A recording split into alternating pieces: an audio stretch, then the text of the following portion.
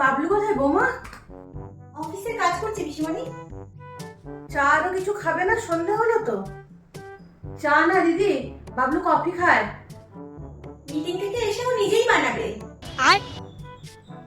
প্রথম থেকে ওর কফি ওই বানায়।